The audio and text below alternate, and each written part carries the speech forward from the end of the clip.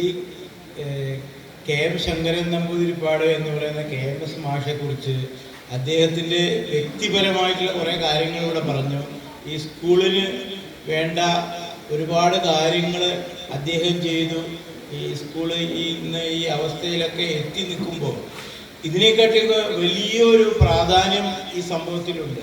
എന്താന്ന് വെച്ചാൽ ഈ പെരിങ്ങോട് എന്ന് പറയുന്ന ഒരു വില്ലേജ്, അതായത് പഞ്ചായത്ത്, ഇന്ന് കേരളത്തിലോ ഭാരതത്തിലോ അല്ലെങ്കിൽ ലോകത്തിലോ അറിയപ്പെടാൻ ഒരു കാരണക്കാരൻ ഈ KMS ആണെന്നുള്ള കാര്യം ആരും ഇപ്പോൾ ഓർക്കുന്നുണ്ടായിരിക്കില്ല. അതിനുള്ള ഒരുപാട് കാര്യങ്ങളുണ്ട്. അതായത് ഈ പെരിങ്ങോട്ട് എന്ന് പറയുന്ന ഈ പഞ്ചായത്തിൽ 1962 ഈ സ്കൂൾ തുടങ്ങുന്നത് കേരളത്തിൽ തന്നെ വളരെ ഫേമസ് ആയ ഒരു മനയായ പൂമുള്ളി മനയുടെ നേതൃത്വത്തിൽ, അവരുടെ മാനേജ്മെന്റിലാണ്. അന്ന് ഈ സ്കൂൾ ഇവിടെ ആരംഭിക്കുമ്പോൾ ഈ സ്കൂളിൽ നല്ല ഒരു അധ്യാപകനെ വേണം എന്നുള്ള, ഒരു എഡ്യൂക്കേറ്റഡ് ആളെ വേണമെന്നുള്ള ഒരു അന്വേഷണം നടക്കുന്ന സമയത്ത് കാടമ്പറ്റ മന ചളവറയിലുള്ള ശങ്കരൻ നമ്പൂതിരിപ്പാട് എന്ന് പറയുന്ന ഈ KMS ഈ ഗ്രാജുവേഷൻ കഴിഞ്ഞ് അവരുടെ മാനേജ്മെന്റിൽ അന്ന് അവിടെ ചളവറയിൽ സ്കൂളുണ്ട്. ആ സ്കൂളിൽ അദ്ദേഹത്തിന് വെറുതെ അങ്ങനെ ജോലി ചെയ്ത് ആ വീട്ടിൽ പോയി അങ്ങനെ ജീവിച്ചാൽ മതി. പക്ഷെ എന്തോ ഒരു നിമിത്തമായിട്ട് പെരിങ്ങോട്ടുകാരുടെ ഒരു ഭാഗ്യമായിട്ടായിരിക്കാം ഇദ്ദേഹം പെരിങ്ങോട്ടിലേക്ക് കുടിയേറി പാർക്കുന്നു. ഈ പെരിങ്ങോട്ടിൽ ഇന്ന് ഉണ്ടായിട്ടുള്ള എല്ലാ സംഭവങ്ങളും ഈ പെരിങ്ങോട് എന്ന ഈ പ്രദേശം ലോകത്തിന്റെ ശ്രദ്ധയിലേക്ക് എത്തിച്ചിട്ടുണ്ടെങ്കിൽ അതിൽ വലിയ ഒരു റോള് ഈ KMS എന്ന് പറയുന്ന വ്യക്തി തന്നെ എന്നതിന് യാതൊരു സംശയവും വേണ്ട. എനിക്കത് നേരിട്ട് അറിയാവുന്ന പല കാര്യങ്ങളുണ്ട്. എല്ലാം ഇവിടെ പറയാൻ തന്നെ ചിലപ്പോൾ അതിൻ്റെ സമയക്കുറവ് തന്നെയുണ്ട്. കാരണം എന്താണെന്ന് പറയാൻ കാരണം വെച്ചെങ്കിൽ ഇന്ന് കേരള രാഷ്ട്രീയത്തിൽ, ഇന്നല്ല ആ കാലഘട്ടത്തിൽ കേരള രാഷ്ട്രീയത്തിലെ പല അത്യുന്നതരായ പലരും ഈ കാടമ്പറ്റ മനയിലെ ശങ്കരൻ നമ്പൂതിരിപ്പാട് വിക്ടോറിയ കോളേജിൽ പഠിക്കുന്ന സമയത്ത് അദ്ദേഹത്തിൻ്റെ ഒപ്പം വിക്ടോറിയ കോളേജിൽ പഠിച്ചിരുന്നവരായിരുന്നു. അവർക്ക് സാമ്പത്തികമായിട്ട് വളരെ ബുദ്ധിമുട്ടുള്ള സമയത്ത് അവർക്ക് വേണ്ട ഓരോ കാര്യങ്ങളും ഈ ഇല്ലത്ത് നിന്ന് കൊണ്ടുപോയിട്ട് അദ്ദേഹം കൊടുത്ത് അവരെയൊക്കെ വലുതാക്കിയിട്ട് ഈ എന്താ പറയില്ലേ, കേരള രാഷ്ട്രീയത്തിന് മുതൽക്കൂട്ടായ പലരെയും അദ്ദേഹം ഉണ്ടാക്കിയിട്ടുണ്ട്. എന്നാൽ പോലും രാഷ്ട്രീയത്തിലോ സമൂഹത്തിലോ അല്ലെങ്കിൽ അതിൻ്റെ വ്യക്തി ജീവിതത്തിലോ ഒരു തരത്തിലുള്ള സ്ഥാനങ്ങൾക്കോ മാനങ്ങൾക്കോ അതിനു വേണ്ട ഒരു കാര്യങ്ങൾക്കും അത് പിടിച്ചു പറ്റാനോ നോക്കാതെ, അതായത് സ്വന്തം വീട്ടിലെ സ്വന്തം മക്കളുടെ കാര്യങ്ങൾക്ക് പോലും ഒരു തരത്തിലും ഇൻഫ്ലുവൻസ് ചെലുത്താനുള്ള സാഹചര്യം ഉണ്ടായിട്ട് പോലും അത് നടത്താതെ ഒരു വ്യക്തി ജീവിതം നടത്തിയിട്ട് ഈ പെരിങ്ങോട്ടിലെ എല്ലാവരും ശ്രദ്ധിക്കപ്പെടുന്ന ഒരു സംഭവമാണ് പഞ്ചവാദ്യ ക്ലബ്ബ്. ഈ പഞ്ചവാദ്യ ക്ലബ്ബ് ഇവിടെ രൂപീകരിക്കുന്നത് ഈ KMS ആണ്. അതിന് അദ്ദേഹത്തിന്റെ അസിസ്റ്റന്റ് ആയിരുന്നത് ഗോപാലൻ നായർ മാഷ് കൂടിയാണ്. ഈ പഞ്ചവാദ്യ ക്ലബ്ബ് ഇവിടെ ഉണ്ടായപ്പോഴാണ് ഈ പെരിങ്ങോട് സ്കൂൾ എന്താണെന്ന് ഈ സംസ്ഥാനവും ഈ ഭാരതവും ലോകവും അറിയാൻ തുടങ്ങിയത്. കാരണം എന്നു മുതലാണ് സംസ്ഥാന സ്കൂൾ യുവജനോത്സവത്തിൽ ഈ പെരിങ്ങോട് സ്കൂളിന് തുടർച്ചയായിട്ട് സംസ്ഥാന സ്കൂള് യുവജനോത്സവത്തിന്റെ റിസൾട്ട് വരുമ്പോൾ അതിൽ 1ാം സ്ഥാനത്ത് നിൽക്കുന്നത് പെരിങ്ങോട് സ്കൂളാണ്. എല്ലാവരും അതാ നോക്കുക. സംസ്ഥാന സ്കൂള് റിസൾട്ട് നോക്കുമ്പോൾ പഞ്ചവാദ്യം ആരാണ് ഫസ്റ്റ്? പെരിങ്ങോട് സ്കൂള്. അപ്പോൾ ഇത് തുടർച്ചയായി പോയിക്കൊണ്ടിരുന്ന കാലങ്ങളിലായിരുന്നു.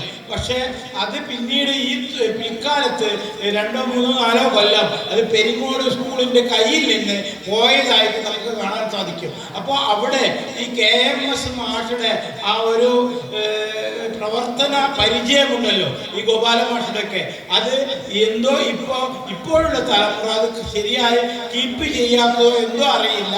എന്തോ ആയിക്കോട്ടെ, ഈ KMS മാഷ് പെരിങ്ങോട്ടെ സ്കൂളിലെ ഈ പഞ്ചവാദ്യ ക്ലബ്ബ് ഉണ്ടാക്കുമ്പോൾ നമ്മുടെ വിദ്യാർത്ഥികൾ വിദ്യാഭ്യാസം അനുഷ്ഠിക്കുമ്പോൾ സ്വന്തമായിട്ടൊരു തൊഴിൽ കൂടി കണ്ടെത്തുന്നു എന്നൊരു പോളിസിയാണ് അവിടെ വരുന്നത്.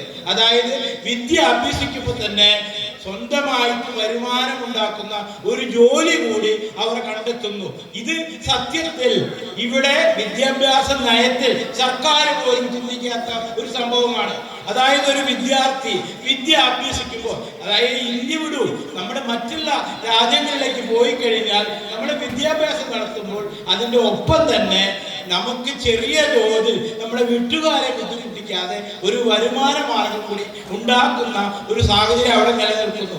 അത് ഇവിടെ ഇൻഡയറക്റ്റ് ആയിട്ട് KMS എന്ന് പറയുന്ന ഈ വ്യക്തി ഈ സമൂഹത്തിൽ അല്ലെങ്കിൽ പെരിങ്ങോട്ടെ ഒരു ഹൈസ്കൂളിൽ കൂടി കാണിച്ചു തന്നു. അതായത് ഇവിടെ സ്കൂളിൽ ചെണ്ടമേളവും പഞ്ചവാദ്യവും കഥകളിയും പഠിപ്പിച്ച പ്രസിദ്ധരായ പലരെയും സൃഷ്ടിക്കുന്നു.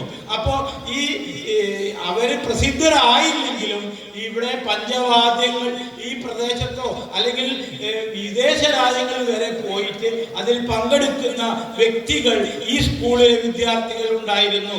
അത് കഥകളിയായാലും ചെണ്ടമേളമായാലും. അപ്പൊ പഠിക്കുന്ന സമയത്ത് തന്നെ അവർക്കൊരു വരുമാനം ഉണ്ടാക്കുന്ന ഒരു സമ്പ്രദായം അന്ന് തന്നെ ഈ അധ്യാപകനായ ഇവിടുത്തെ ഹെഡ്മാഷായ പെരിങ്ങോട്ടെ ഈ KMS മാഷ് അന്ന് തന്നെ അതിവിടെ ഇൻസിസ്റ്റ് ചെയ്തു എന്നുള്ളതാണ്. വേറൊരു കാര്യം, ഇവിടെ പെരിങ്ങോടൻ എന്നൊരു കഥാപാത്രം നിങ്ങൾ കേട്ടിട്ടുണ്ടോ? എനിക്കും അത് ഓർമ്മ ഉണ്ടാവാണ്ടിരിക്കില്ല. ഈ പെരിങ്ങോടൻ എന്ന് പറയുന്ന സ്ഥലത്ത് ഒരു പെരിങ്ങോടൻ എന്ന് പറയുന്ന ഒരു കഥാപാത്രം സൃഷ്ടിക്കപ്പെട്ടിട്ടുണ്ട്. എവിടെയായിരുന്നു? സിനിമാ ഫീൽഡില്. ഈ പെരിങ്ങോടൻ എന്ന കഥാപാത്രം ഉണ്ടാവുമ്പോൾ അതേ സിനിമയിൽ ആറാം തമ്പുരാൻ എന്ന് പറയുന്ന ഒരു കഥാപാത്രവുമുണ്ട്. പക്ഷെ ഈ രണ്ട് കഥാപാത്രവും ആ സിനിമാക്കാരെ ഇവിടെ അവതരിപ്പിച്ചപ്പോൾ ഒറിജിനൽ പെരിങ്ങോടിനെ കുറിച്ച് അവിടെ ഒന്നും പറഞ്ഞിട്ടില്ല. പക്ഷെ ഈ കഥ ഇവിടെ നിന്ന് അവരുടെ കയ്യിൽ എത്തുന്നത് ഇവിടെയുള്ളവർ തന്നെ വിശദീകരിച്ചുകൊണ്ടായിരുന്നു ആ കഥ അവിടെ ഡെവലപ്പ് ചെയ്തിട്ടുണ്ടായത്. അപ്പോ ഈ പെരിങ്ങോട് എന്ന് പറയുന്ന ഈ ഒരു പഞ്ചായത്തോ അല്ലെങ്കിൽ ഈ ഒരു ദേശം ലോക പ്രശസ്തിയായി മാറിയതിന്റെ പിന്നിൽ ഈ കഥകളിയും ഈ പഞ്ചവാദ്യവും ഈ ചെണ്ടമേളവും ഈ പറയുന്ന സിനിമാ ഫീൽഡിൽ വർക്ക് ചെയ്യുന്ന എല്ലാവരും അതിന്റെ പിന്നിലുണ്ട് എന്നതാണ് അതിന്റെ സത്യമായ അവസ്ഥ. അതിനെക്കാട്ടിയൊക്കെ ഉപരിയായിട്ട് ഇന്ന് പെരിങ്ങോട് മന ആയുർവേദത്തിന്റെ ഒരു കേന്ദ്രമായിട്ട് ആയുർവേദ മനയായിട്ട് മാറുന്നു. ഇതിനോട് സമീപ പ്രദേശത്ത് ഒരുപാട് ആയുർവേദ സ്ഥാപനങ്ങൾ ഇവിടെ നിലനിൽക്കുന്നു. അത് പെരിങ്ങോടിന്റെ ഒരു ശക്തിയാണ്.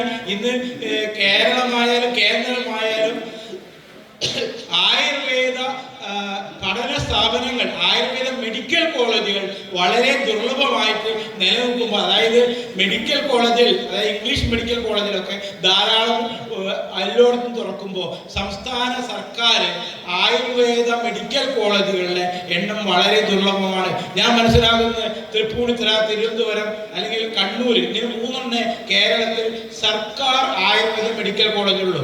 ആ സമയത്ത് ഈ ആയുർവേദത്തെ സപ്പോർട്ട് ചെയ്തിട്ട് പ്രൈവറ്റ് മേഖലയ്ക്ക് ഒരുപാട് സഹായങ്ങൾ, ഞാൻ ഒരു സമയത്ത് ചെറുതുരുത്തിയിൽ ഒരു ആയുർവേദ മെഡിക്കൽ കോളേജിന്റെ ബോർഡ് ഞാൻ കണ്ടു. അതിന്റെ പേരെന്താ അറിയോ? പൂമുള്ളി ആറാം തമ്പുരാൻ ട്രസ്റ്റ് എന്ന് പറഞ്ഞിട്ടാണ് ആ മെഡിക്കൽ കോളേജിൽ. എൻ്റെ ഒരു കസിൻ അവിടെ ക്ലാസ് എടുക്കാൻ പോകുന്ന ഒരു ഡോക്ടറാണ്.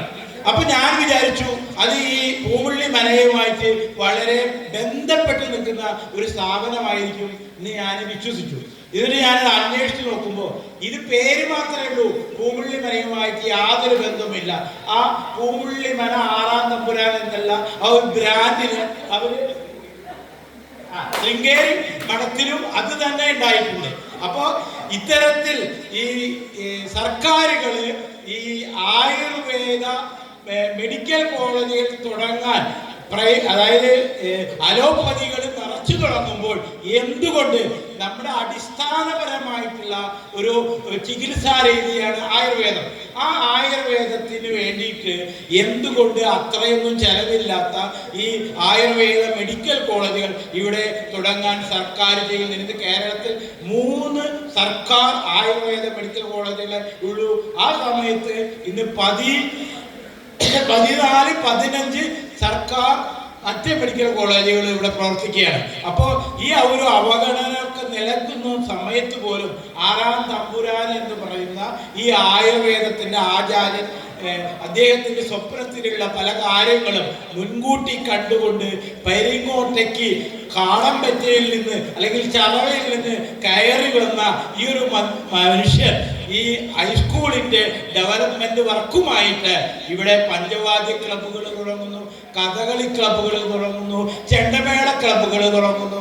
ഈ നാടിനെ തന്നെ, ഈ ദേശത്തിന്റെ, കേരളത്തിന്റെ, ഭാരതത്തിന്റെ, ലോകത്തിന്റെ നെറുകയിലെത്തിച്ച് എല്ലാവരും ശ്രദ്ധിക്കപ്പെടുന്ന ഒരു തരത്തിൽ അത് മാറ്റിയെടുത്തപ്പോൾ അദ്ദേഹത്തെ ഓർക്കാൻ വേണ്ടിയിട്ട് ഈ ജൂലൈ 5-ാം തീയതി എല്ലാ കൊല്ലവും ഈ നടത്തുന്ന ഈ സംരംഭത്തിന് ഇത് കഥകളി ക്ലബായാലും വേണ്ടില്ല, ചെണ്ടമേള ക്ലബായാലും വേണ്ടില്ല, പഞ്ചവാദ്യ ക്ലബായാലും വേണ്ടില്ല, അവർക്ക് എൻ്റെ പ്രത്യേക അനുമോദങ്ങളും ആശംസകളും. എനിക്ക് ഒന്നേ പറയാനുള്ളൂ, ഇവിടെ ഈ പഞ്ചവാദ്യത്തിലോ കഥകളിയിലോ ചെണ്ടമേളത്തിലോ അല്ലെങ്കിൽ മറ്റ് ഈ പെരിങ്ങോട് ഹൈസ്കൂളിനെ അറിയുള്ളൂ, പെരിങ്ങോട് ഹയർ സെക്കൻഡറി സ്കൂളിന് അല്ല ഇവിടെ അറിയപ്പെടുക. അപ്പോൾ ഈ പെരിങ്ങോട് ഹൈസ്കൂൾ ഇനിയും ഈ ദേശത്തിന്റെ, ഈ സംസ്ഥാനത്തിന്റെ മുന്നിൽ എപ്പോഴും മികച്ചതായി നിൽക്കണം എന്ന് ആശംസിച്ചുകൊണ്ട്, ആശീർവദിച്ചുകൊണ്ട് ഞാൻ എൻ്റെ വാക്കുകൾ ഉപസംഹരിക്കുന്നു. Thank you.